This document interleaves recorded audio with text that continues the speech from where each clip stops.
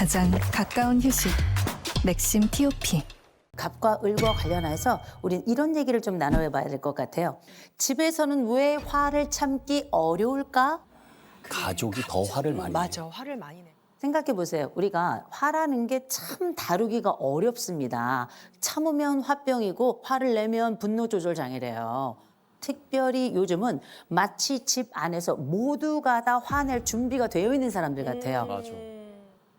내 아이가 분명히 밖에 나가서는 너무나도 젠틀한데 어쩌면 집에만 들어오면 이렇게 나에게 성난 사자처럼 달려드는지, 내 부모는 밖에 나가면 수없이 누구나 다 호인이라고 말하는데 집에만 들어오면 나에게는 폭군에 준하는 이런 사람인 경우들도 많이 있잖아요. 맞아. 그러면 생각해보면 이런 일이 왜 벌어질까? 안전의 역설 때문이에요. 뭐? 안전의 역설이라고 하는 건 뭐냐면 우리가 진짜 안전하다고 싶을 때 우리의 진짜 모습이 나오게 되는 거죠.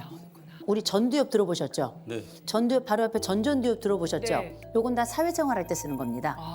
이성적인 판단이나 합리적인 판단을 할 때 쓰는 건데 이런 모든 것들은 다 직장에서 쓰고 퇴근과 더불어서 우리는 또 똑같이 전두엽도 퇴근한다.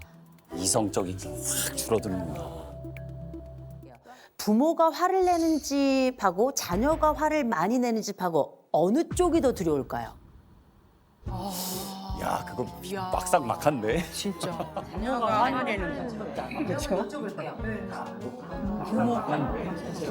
한번 여쭤볼게요. 어느 쪽이 더 두려울까?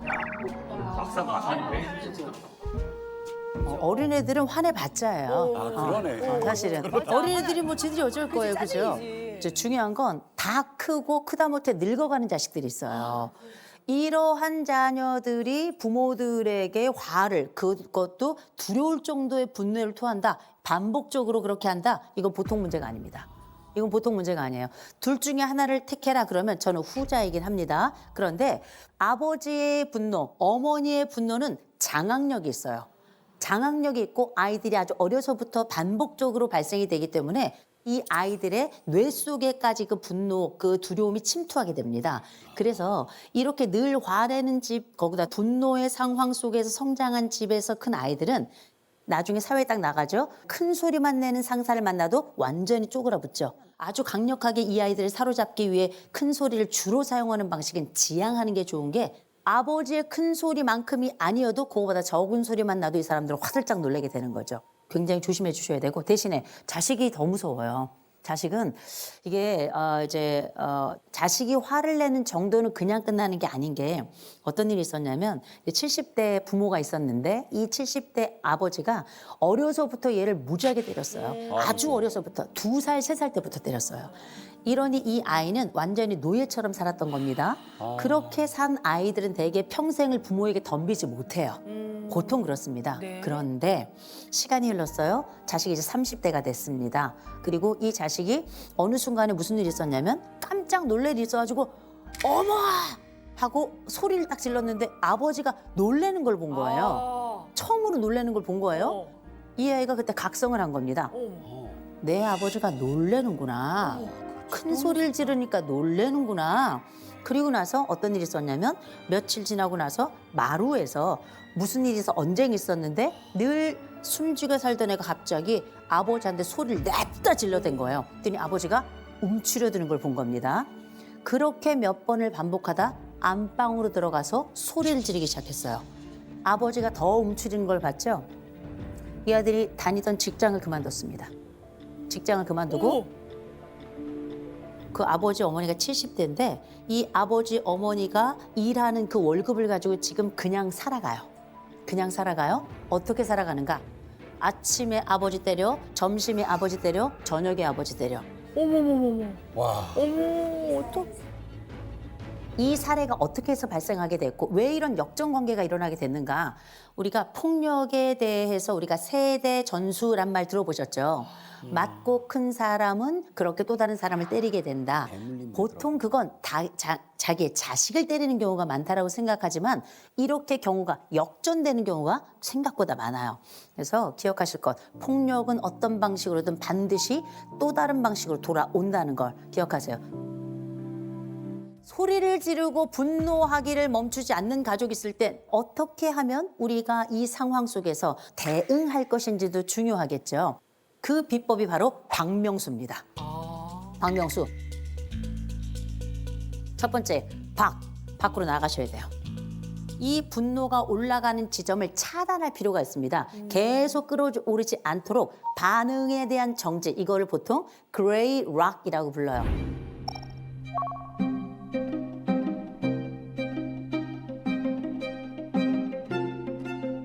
이 사람들도 관객이 있어야 화도 나는 거예요.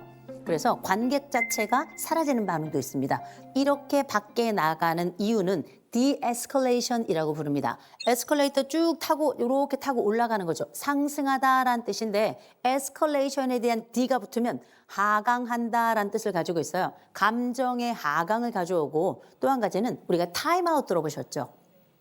어떤 행동이 잠시 멈추도록 그 시간을 좀 갖자라고 하는 과정인데 그래서 보통은 상대가 화가 많이 났어 분노가 쫙 올라와 그럴 땐 무반응하거나 혹은 경우에 따라 상황이 너무 심하다 싶을 땐 밖으로 나오셨다가 20분에서 적어도 1시간 정도 뒤에는 꼭 들어오셔야 된다는 거 그 말씀을 드리고요.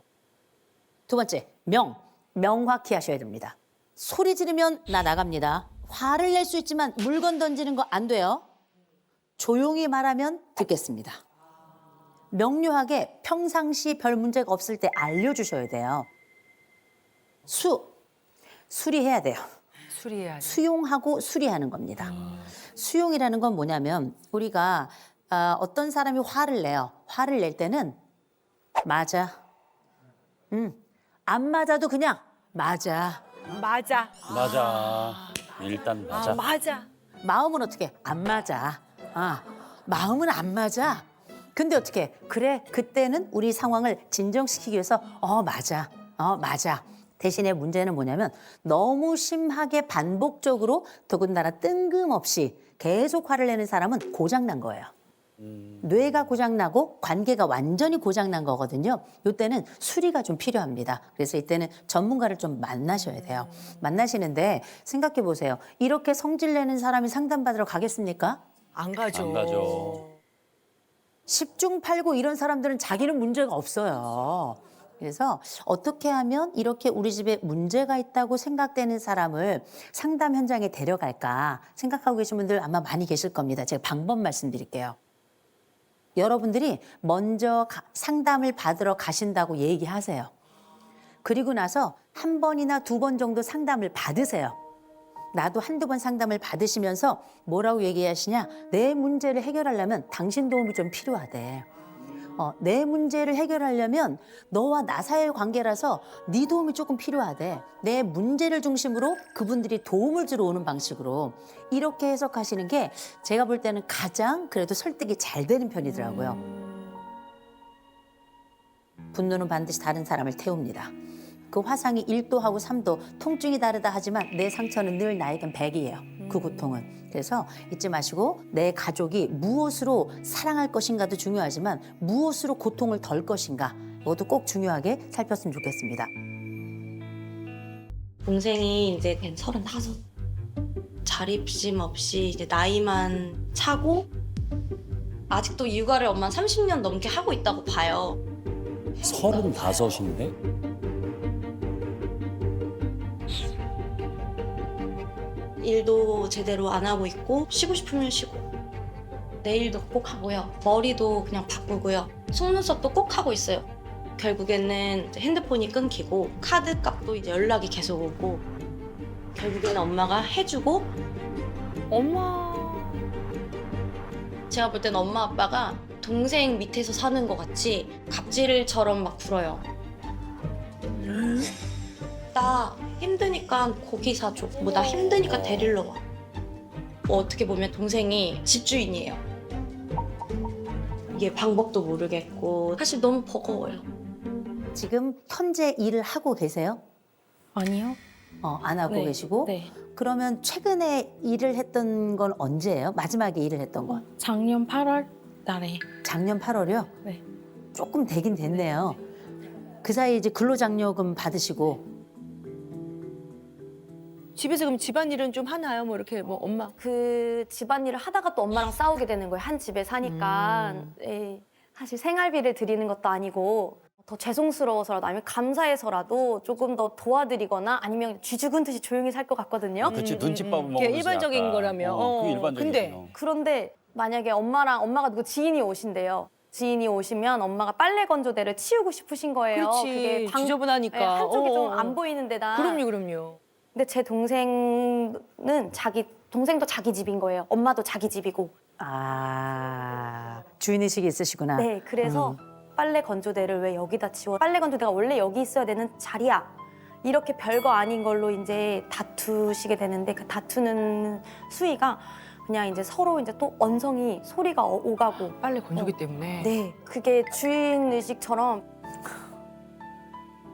아빠가 이제 퇴근하시고 오실 시간에 항상 엄마는 이제 저녁을 차려드리는데 근데 제 동생은 또 생선 냄새에 이제 냄새에 좀 민감해갖고 냄새 나는데 왜 생선 구웠어? 나 이 냄새 싫어하는 거 몰랐어? 계속 그러니까 어머님이 얹혀 산 느낌이네. 부모님이. 제 동생이 제가 여기 나온 이유가 그 폭언 이 수위가 점점 세지는 거예요. 년이 갈수록 나이가 들수록 욕 같은 건 나. 욕도 하고요. 욕? 아니, 따님이 동생이 엄마한테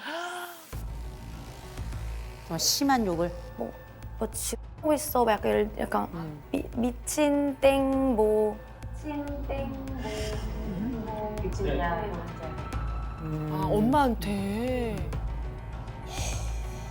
그, 아. 한 달 전에쯤에 이제 전화가 왔어요. 엄마한테 뭐 일이 있어갖고 잠깐 와라 이래갖고 그래서 또 갔는데 고기를 엄마가 갑자기 저녁을 먹고 가라는 거예요. 밖에서 외식하겠다고. 근데 저는 빨리 집에 가고 싶었어요. 다음에 오고 싶었어요. 그때 이제 제가 간다고 하니까 엄마 그럼 집에서 밥 먹어야겠다 이랬는데 옆에 제 동생이 있었잖아요. 제 동생은 외식 나가는 줄 알고 좋았던 것 같아요. 근데 동생이 이제 엄마한테 엄마 왜 나 무시해? 갑자기 이렇게 된 거예요. 제 동생 빼고 다 이렇게 일제히 다 거기를 쳐다보면서 너무 놀래갖고 거기서 이제 엄마가 뭘 내가 널 무시하냐 그만해라 너 조용히 안 해? 약간 이런 식으로 이렇게 조금 그랬어요. 그치. 사이도 있으니까 애들도 있고. 근데 제 동생이 이제 거기서 그치지 않고 뭐 내가 모르는 줄 알아? 엄마 항상 날 개무시해? 약간 이런 식으로 막 하는데 저도 거기서 네. 그래서 이제 다시 이제 오늘은 가족 회의를 해보자 이러고 이제 한 4시간을 이렇게 동그랗게 모여 앉아서 동생한테 얘기를 했어요. 근데 제 남편도 원래 항상 좋은 말만 해줬거든요. 근데 이제 처제 이거는 진짜 아닌 것 같아. 근데 처제가 그렇게 말하는 것도 폐륜이라는 단어가 맞아. 네. 이렇게 좀 세게 말을 했어요. 네. 저는 그거에 대해서 할 얘기가 있습니다. 네, 말씀해 주세요. 저가 그거에 대해서는 4대1로 제 입장에서는 저한테 공격을 하니까 그 상황이 제가 좀 무서웠었나 봐요. 그냥 한마디로 모르는 사람 앞에서 그냥 알몸으로 있는 약간 아무것도 안 입고 있는 그런 격이 된 것 같아서 수치심이 느껴진 거네요. 네. 그냥 그때는 저가 잘 얘기를 못했던 상황이었던 것 같아요. 저는 그 생계 돈 버는 것도 중요하지만 저는 그거보다 더 먼저는 엄마와의 관계를 할 폭언, 폭력도?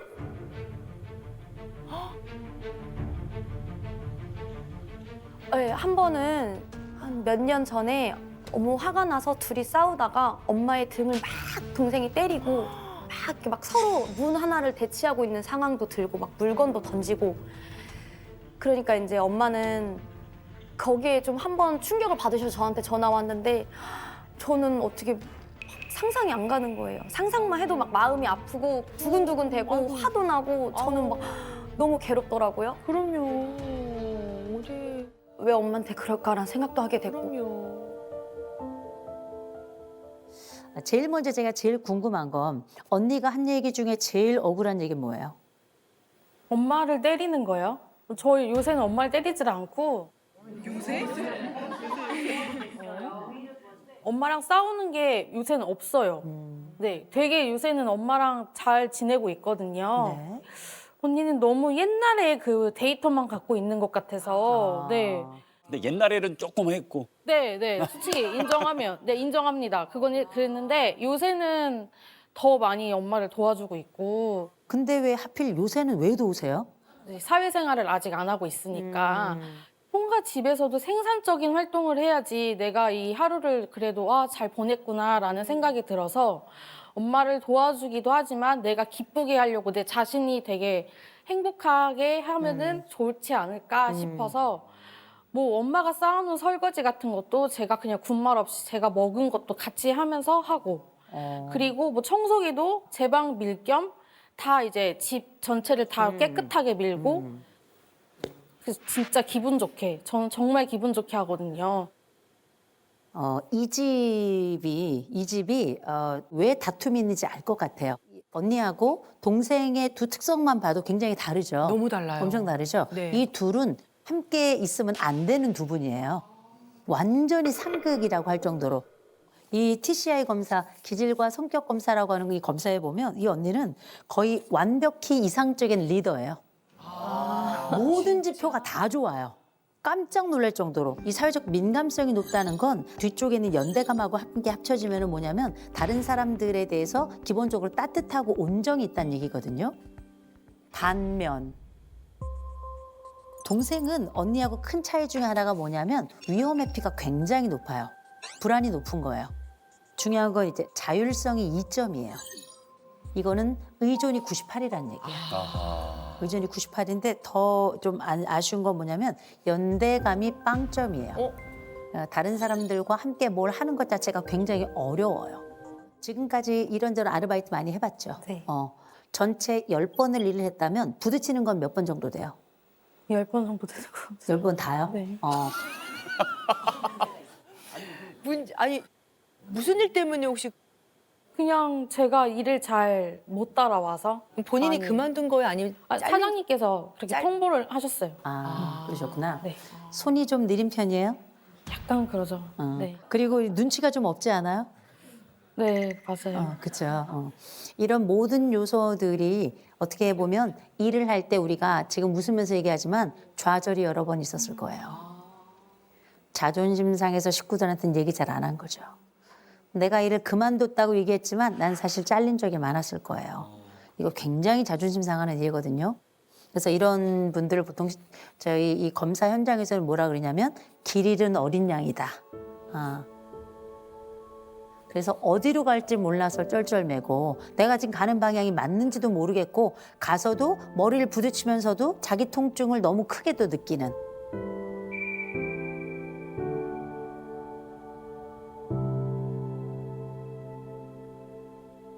이 집은 말입니다. 길 잃은 어린 양만 있는 게 아니라 구원자도 있어요. 물론 연체가 좀 된 적이 있어. 근데 어떻게? 괜찮아. 왜? 갚아주잖아. 그게 문제인 것 같아요. 얼마나 좋아요. 나라도 연체하겠다. 얼마나 좋아요. 앞으로도 사실 굳이 일을 안 해도, 굳이 뭘 안 해도, 이 삶은 유지될 수 있다. 모든 집엔 다 구원자가 있어요. 그런데 이 구원자의 구원의 역할이 크면 클수록 다른 사람들은 무력해집니다. 그래서 나만의 1인 가구를 형성하셨으면 좋겠어요. 동생은 이렇게 얘기할 수 있겠죠. 내가 원할 때 나가겠습니다. 안 돼요. 제가 마음에 들 때 내가 원할 때 나갑니다. 이건 독립이 아니에요. 무슨 얘기인지 아시겠죠? 그리고 최소 5년에서 10년은 들어가면 안 돼요. 집에 본가에 우리가 정말 아파서 큰일 날 일 아니고서는 사실 관계의 회복뿐만 아니라 독립성을 갖도록 하기 위해선 최소 5년은 독립을 하셔야 돼요. 사람이 넘어져 봐야 일어날 줄도 알고요. 다른 사람이 아픈 것도 압니다. 고통 뒤에는 반드시 성장이 따라오게 돼 있습니다. 이런 성장의 경험을 저는 이번에 동생이 꼭 했으면 좋겠어요.